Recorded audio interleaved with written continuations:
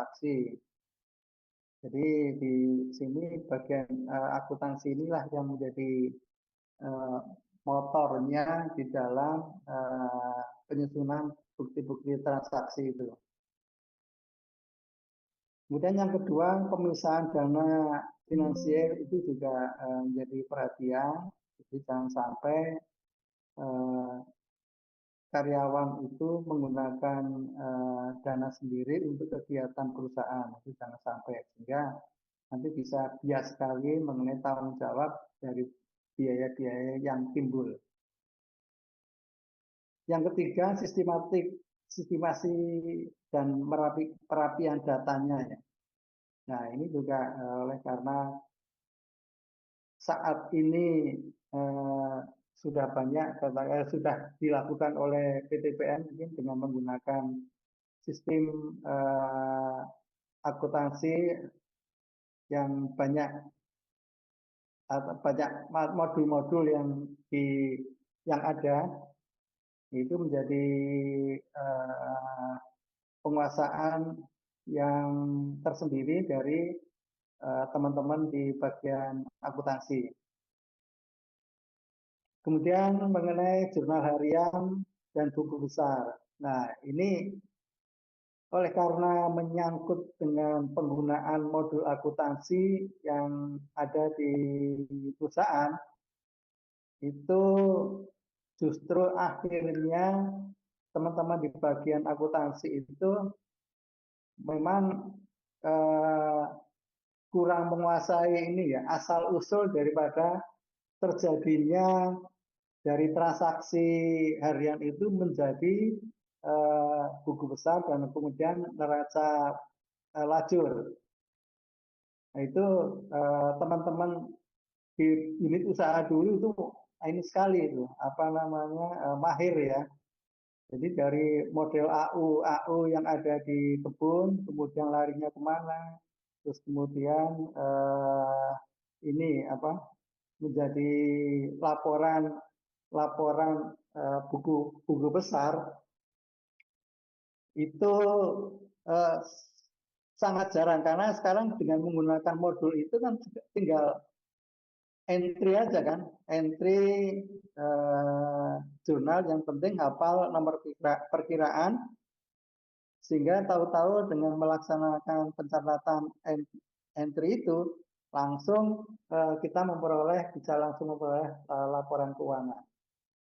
Jadi, contohnya saja seperti yang saya lakukan di perusahaan yang saya saat ini, itu sistem akuntansinya itu saya pegang sendiri, gitu.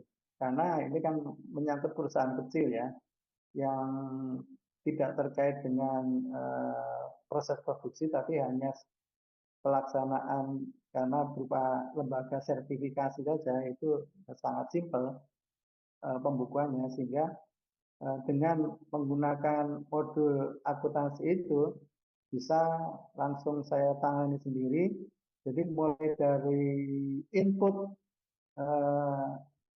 data di jurnal itu, akhirnya saya bisa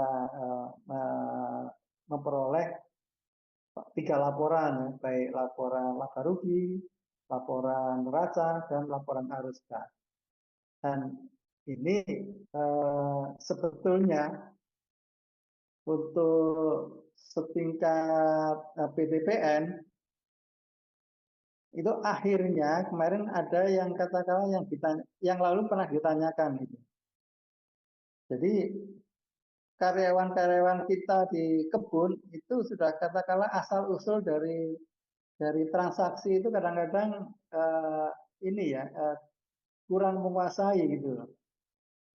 Dulu kan ada juga itu waktu saya di pengadaan itu ada yang namanya AU31. Dan AU31 itu dibuat oleh masing-masing unit usaha. Itu adalah berisi keperluan bahan-bahan yang diadakan oleh kantor direksi. Itu saya waktu itu masih ingat ya, AU31. Tapi sudah untuk AU yang lain itu justru teman-teman di kebun waktu itu, waduh, jago-jago sekali itu.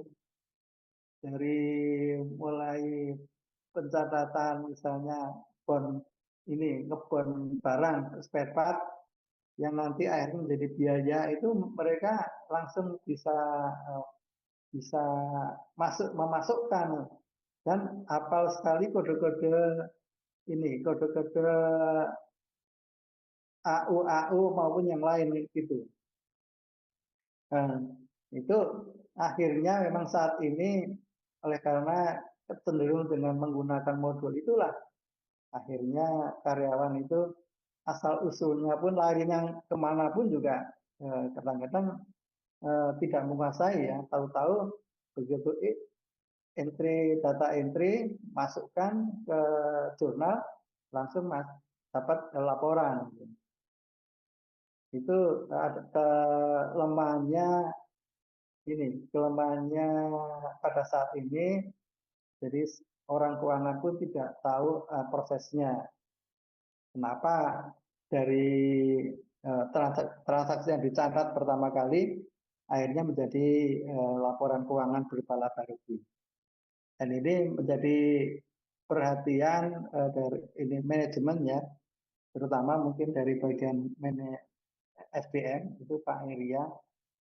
Saya memang kemarin ke Pak Nugra saya sarankan bahwa teman-teman di bagian akuntansi, terutama yang lama-lama itu, kadang memberi bimbingan kepada teman-teman di unit usaha, itu pencatatan yang harus